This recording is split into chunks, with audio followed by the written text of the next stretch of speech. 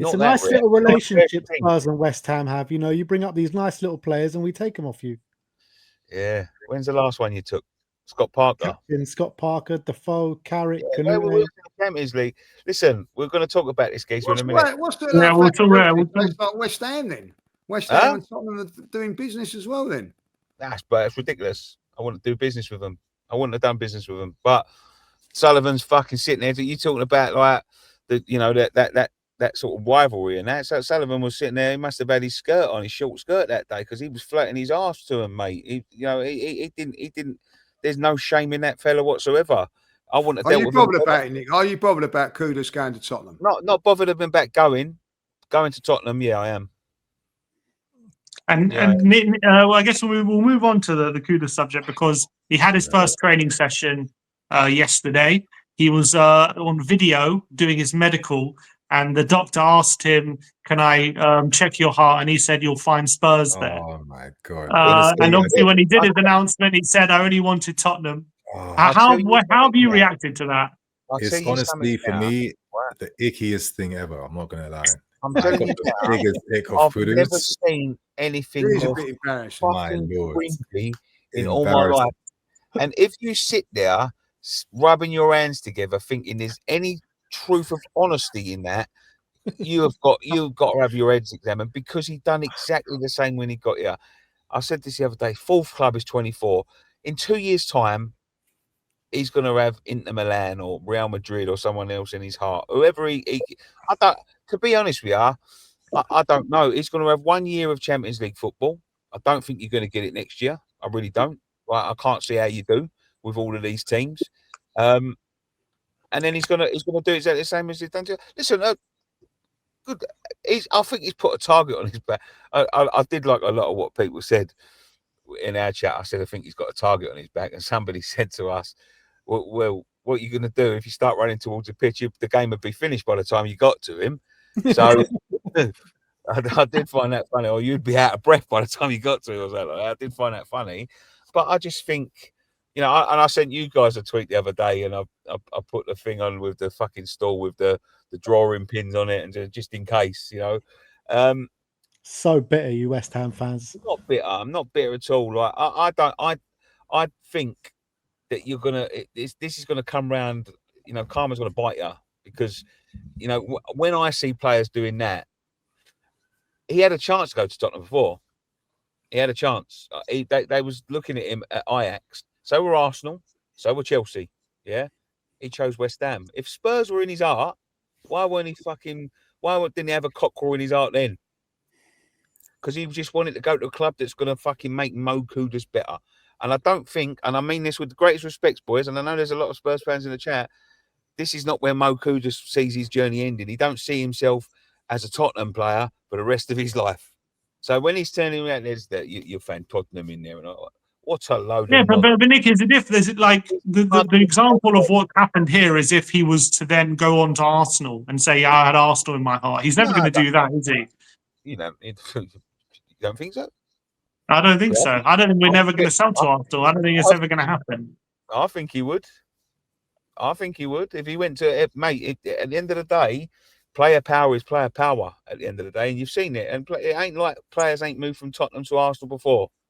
So we never do business with that. I know you wouldn't want to do business to Arsenal if he runs down his contract. If the money was right, if he only wanted to go to Arsenal, if he'd done things like going to, and trust me, right? And I'm not bitter. He is that type of character. I think he's mugged himself off, yeah.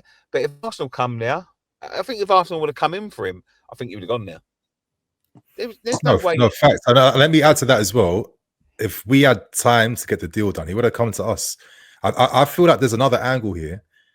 It was, from how I saw it, it felt like West Ham, they was in desperate need to try and push the sale through. Yeah. Obviously, he just signed that left back from Slavia Prague, Malik Kudus, or whatever his name is. You had a chance of losing out on that deal because it was stalling.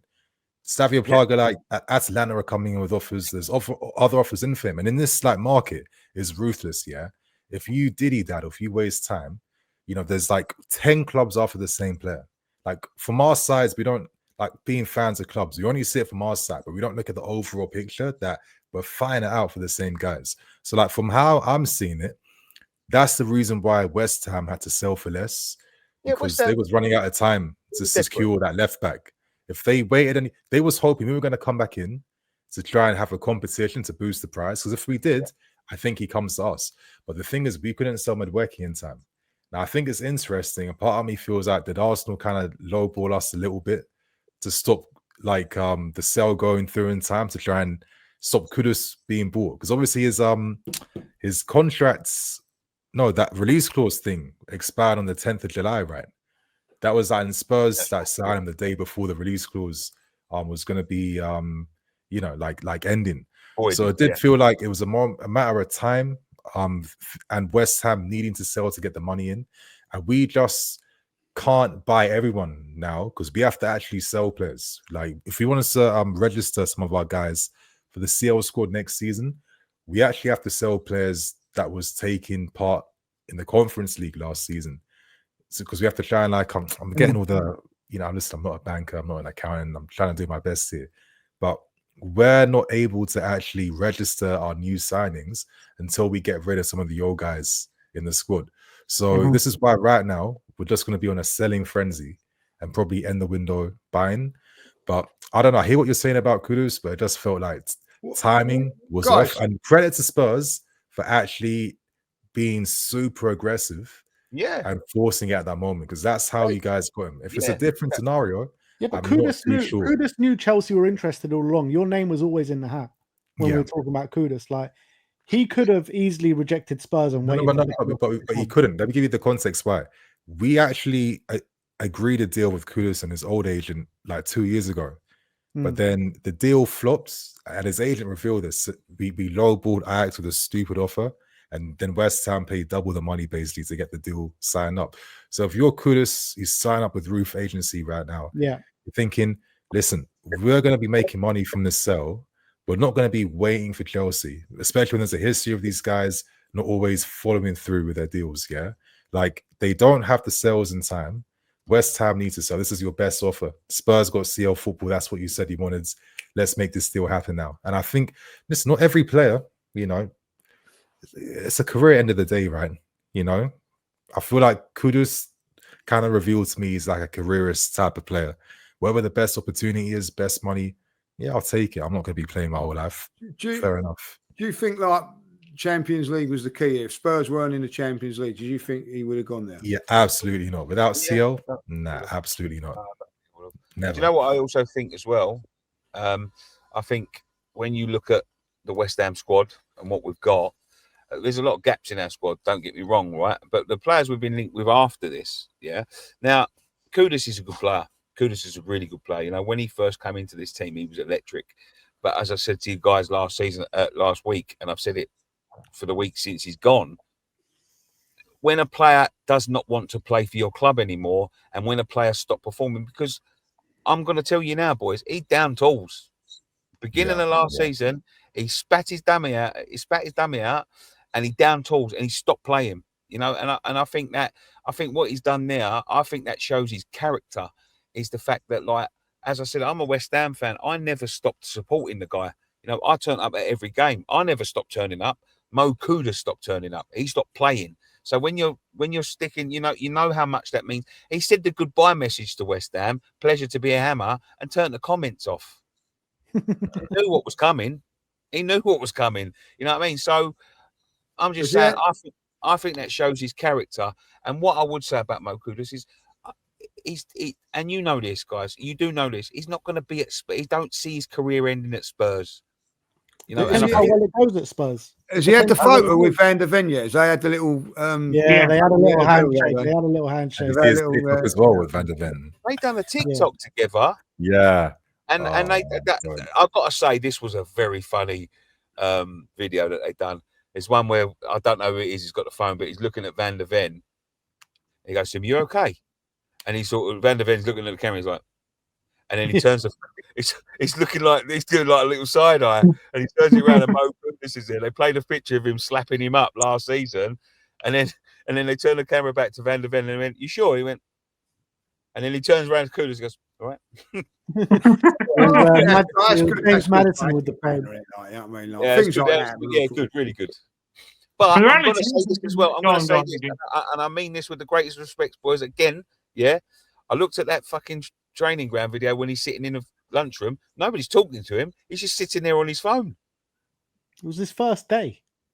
Yeah, we'll start talking to people then. Because when I went to school, I there was also other now you're hating now. talking to Ben Davis. No. I'm just saying, like, I'm just telling you, he's rumored to be a bad egg.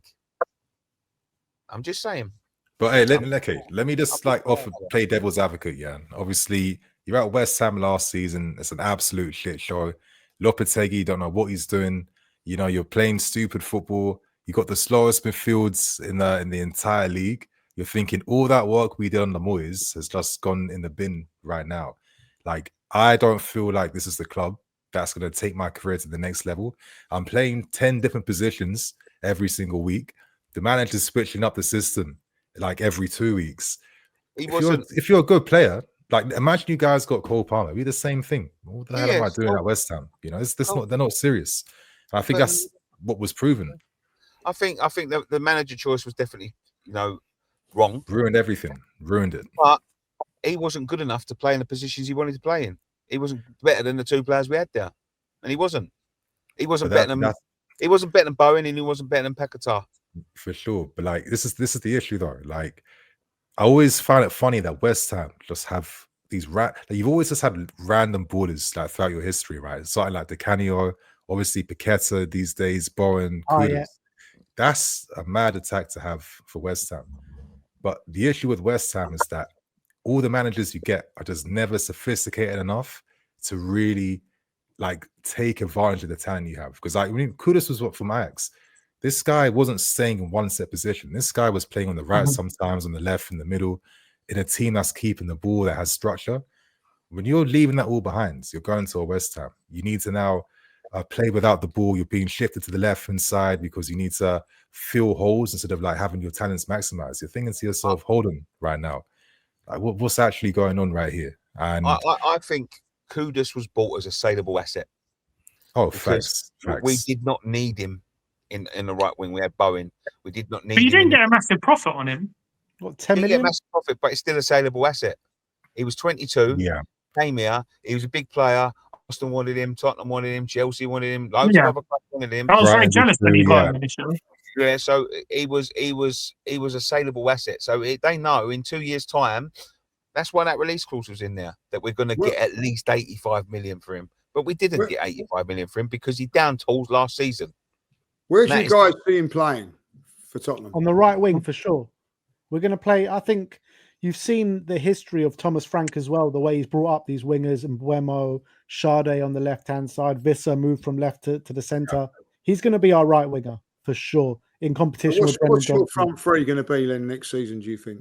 I think Kudus, Solanke, and probably Son or Tel. Yeah. Brendan Johnson will be in competition with Kudus. That's not a bad set forwards. Yeah, really. Didn't Johnson get like 13 goals last season or 11? I think 18 in all comps. 18, and I mean, until you bought him on a permanent, right? Like for 30 million. How are you feeling about him? I like Tel, and I think he's got a very similar profile to Sade, right? So I think Thomas Frank, he's underrated. Will definitely be able to get the best out of him on that left-hand side. I think with Tel, like, he didn't blow anyone away last season, but what he did do is shown a few green shoots. So this is a player that we can work with, and I think a whole pre-season behind him, get Thomas Frank, a player that knows how to bring up wingers, and I think you'll see the best of him. Maybe not next season, but definitely it's a slow burner, work in progress. I mean, he showed it at Brentford, right? Inside forwards, like without Ivan Toney, they scored even more. And Spurs are kind of built to kind of take advantage of that, right? I mean, listen, I think I've got a lot of respect for Thomas Frank. Spurs are doing this thing recently where I really like the managers who are going that are managing you guys. I thought Postecoglou, great character, great story. Loved the fact that he beat United in the end. Low-key, I shouldn't be admitting that, but I was happy to see him obviously winning something before he left, like he said he normally does in the second year. But I think Thomas Frank, I think this guy's clocked the Prem for a long time. Spurs clearly back him. They're investing a lot of money. They're getting the right profiles that he needs. You're keeping guys like what's his name, Romero. Bergvall, one of the standout young players last season, really pushed up even more in the second half of the season. I'm not going to lie, Spurs are looking like quite dangerous. And I don't know, I'm just looking at next season. I'm thinking every flipping team has gone up another level on the market. That's the magic of the Premier League, right? One of us will be upset, but you know, it's going to be when the level is this high now. Every season is going higher and higher. It's it's what's your honest opinions? What's your honest opinions on Spurs next season? Like, obviously we finished 17th, 22 losses, all that. But with the money that we're investing, you know, bringing in Morgan Gibbs-White, bringing in Mohammed Kudus, and there's rumored to be more, right? Where do you think, honestly, Spurs can finish next season? Not even joking here. 16th. I knew that was coming. Okay, I'm going to be honest. I don't know. Listen, there's about 6-7 teams now fighting it out for 4 to 5 CL spots. It's not easy. I feel like when it's that tight, you know, being lucky enough to have a fully fit squad can be the difference between getting where you want to get to and not getting the results you want, right? It's too hard for me to predict. But listen, you're looking at squad-wise, player for player, Spurs looking top 7, at least at the moment. But maybe the disadvantage is that other teams have managers that have been with the squad for a few years, and Frank's going to have his first season there. So realistically, unless you're playing results football like an Antonio Conte and Mourinho, which you guys had, you got the results short term, but nothing came from that. I feel like you have to be a bit realistic and be like, you know, we've got a young team, young squads, a lot of bright potential. They're on long contracts here. Let's just hope that we can, I don't know, at least get a Conference League or Europa League, which is, listen, when you win anything in Europe, I mean, you guys know from being United, you can't be taking that for granted. I think it's going to be hard for Tottenham to hold on to the to all of the great players they've got, because I can't see them finishing in the Champions League. I can't see them finishing above City. I can't see them finishing above Liverpool. So I can't see them finishing above Arsenal. Can't see them finishing above Chelsea. Can't even see them finishing above Newcastle in a Thomas Frank first season. Listen, you said that you think that front three is great. I don't think that's great at all. I really don't. And I'm not just hating. I don't think that's a forward line that fires you into the Champions League. I don't think. Listen, last season when Tony left, did anyone see Mbeumo and Vissa nearly 20 goals apiece? Absolute madness.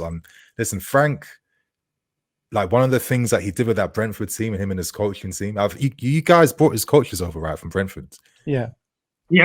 That's a pretty strong package to have. But they were like one of the most efficient attacking teams last season because their coach always played the most optimum pass. And I think when you got that type of coaching with a better caliber of player, you know, you can be surprised sometimes with what happens. I will say, like, they've had good managers before. Managing Brentford's completely different to managing Spurs. There's a different pressure. There's going to be a lot bigger pressure on him. Like, Tottenham now are going to go to games where, I'm not being horrible, no disrespect to Brentford, they're not expected to go to certain places and win. Tottenham, you're expected to win every home game, whether that's realistic or not. That is the expectation of the Spurs fans, and that in itself is difficult. I think that, you know, Spurs, listen, they're going to improve on last season. You couldn't get any. The only way it could have got any worse, it could have got relegated. There was one place away from being relegated. So they're going to improve. They're going to be a lot better up there. I think injuries last season were a big thing for them. I don't think, if I'll be really honest, everybody had injuries. I don't think he handled the injury situation at all well, and that's one of his downfalls. Didn't change the style and things like that. I think that if you did get a couple of injuries, Frank would be good enough to say, right, we can't play this certain way. We've got to go this way. I think Spurs will be out there, but I do agree. I think they're a long way off of a top 4 side at this moment in time, but they're capable of getting on runs and things like that. And the other thing is, which we've alluded to a little bit there, last season again, you know what I mean, they could concentrate on the Europa League and forget about the league. They can't do that with the Champions League. The Champions League and the league's going to be a big ask for them. But listen, Spurs are a big club, and they should, where they were last season, let's get it honest, let's get it right, is a total disgrace. to come, one from, like one place off of not getting relegated. And if it was one decent team out of them three or that have come up, they would have gone down. And that is not acceptable for a team like Tottenham. Tottenham, I think, if they're not in the top 10, that's sackable. Sackable. Like, you know what I mean? Like, to get where they were. What, trophy or no trophy, no matter what you win that year. Unless it's the Champions League. All right, I've got a question for you. Who finishes? Just quickly on that point, I think we could be aiming for top 5. I think 4th will be a bit of a stretch, but I really do think we could be aiming for top 5. The Champions League, is that correct? I really do. I think Villa are not doing much at the moment. They're struggling with they don't seem to be doing a lot of business, and I really think when you look at our 11 and their 11. I think we do. I think we have a better team than them. I really do. I think we can be finishing above them. They're struggling. Newcastle could be losing Isaac, and that's going to be a massive hit to them. Obviously, they could be replacing Ekitike, but I don't think he's the same level as someone like Isaac. Isaac was massive for them when he was obviously on the pitch last season. Newcastle are a great team, but again, I think beyond their starting 11, their depth isn't that strong. I think our depth is... yes, it was weak last season when we had a lot of injuries, but I do think it's underrated. People like Bergvall are a year older, and he was absolutely brilliant last season. We've got like Maddison, Decky, and now Morgan Gibbs-White all play in the number 10. We have, I think, when fully fit, we have a very good backline. If we can keep Romero, Van de Ven fit, I think we've got a very good backline there as well. And we do have goals in our front line. I know Solanke didn't get that many goals last season, but he has bad goals regularly in the Premier League for Bournemouth. You've got Brennan Johnson, who's bad goals regularly. You've got Son, who knows how to score. Tells us goal scorer. And I think, I don't know if Kudus will add goals, but he adds something that we've never had, which is a proper dribbler. So we've got a different weapon in our armory now with Mohammed Kudus. So I think we've got a lot of talent there. And I think there's no reason. I'm not saying if below 5th is a failure, but I think there's no reason why going to the season we shouldn't be targeting. Because I think all the mid clubs as well are being stripped. Bournemouth, Brighton, Brentford, they're all being stripped of all their talent. All of them had brilliant seasons last season, and they're all being stripped of a lot of talent at the moment, all going to the big clubs. So and Forest as well. So all those clubs are going to have, I reckon, it's going to be a struggle for them to sustain how good they were last season. So I've got no worries that we could be better than them the next season as well. That's got to be the aim, right? That's got to be the aim going into the season, is try and compete with Newcastle, because I think that's the team. I don't know. I feel like and probably you guys are setting yourself up for failure. Like Eddie Howe needed some time before Newcastle started Newcastling. But they're also in the Champions League, and they've also struggled when they're in Europe. This is what I know, but it's easy looking at lineups and teams based on individuals, right? But it's how you're playing. I mean, even last season when Newcastle had certain injuries with the team, I mean, look how Murphy, like one of the stars of last season, out from nowhere. If he was at any other club, would he cook the same? Absolutely not. It's because they don't have Isaac. How to play at Newcastle. They don't have Isaac. Yeah, but we're assuming that. But let's see. I'm saying if they lose it. But I think they're signing the best possible alternative to Isak and Ekitike. And it's like, as in like, this guy is literally the best possible backup you could ever get if you're losing someone like Isak. Because Ekitike is absolutely clear as well. So, I mean, let's see, though. Let's see if Liverpool have the money to fund something like that first. But going back to you guys, I just feel like, listen, you got a very young team. You probably want to go into that season not putting expectation on yourself, taking it results by results. You know what I mean? That's what's best for everyone. Throwing all that shit out there online, all that pressure out there, top 5, this, that, just because of a bit of spending. Everyone spends. It's the Premier League. That's what we're known for. I'm not saying it's top 5 or it's been like a complete shit show of a season. You got to remember, Postecoglou's first season, we finished 5th. You know what I mean? It's not like this. We're finishing 17th, 16th, 15th every year. We finished 5th. For sure. Yeah, for sure. But a lot of times that comes from like when clubs like us fall off a little bit. You know what I mean? But now that we're back now, so you can probably. I think you make a fantastic point there. That the Fulhams haven't really strengthened, but the likes of Brighton, Bournemouth, Brentford, there's 3 teams that Spurs will come above next season without a shadow of a doubt. So like they're moving up in the right direction, and I think that maybe I wouldn't sleep on Villa, because at the end of the day they ain't got Champions League football.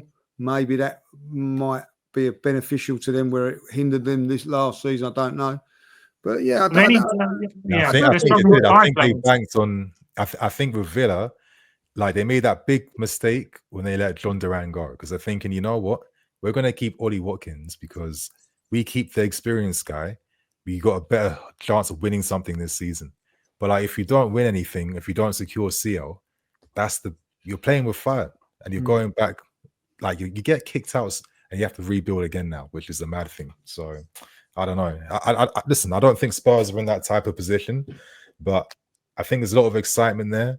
I think kind of putting no expectation on yourself, enjoying the process, taking it game by game, seeing what Frank does, because it takes a lot of time to coach. And being a Chelsea fan, yeah, listen, I say it myself, listen, there's a lot of times you criticize aspects during the course of a season. But I think one lesson I learned after seeing us like win recently and end the season strong is that we don't give enough credit to managers for being teachers, because it's easy telling a player, do this, do that. But it's a completely different story waiting for him to actually produce what you're teaching him to do. That's where it takes time. It takes a lot of patience, a lot of drilling, a lot of repetition, a lot of training. And, you know, I feel like it's something that we don't normally, it's a perspective that we don't really like give enough credit to be fair. And I feel like this is what Frank is going to need. He's just going to need time to introduce a new way of playing, new way of training, looking after your body, analysis, data. Even the training times will be a bit different. Like, just accept the fact it's going to take a little bit of time. And then maybe second half of the season, that's when you can start to gauge what's going on then.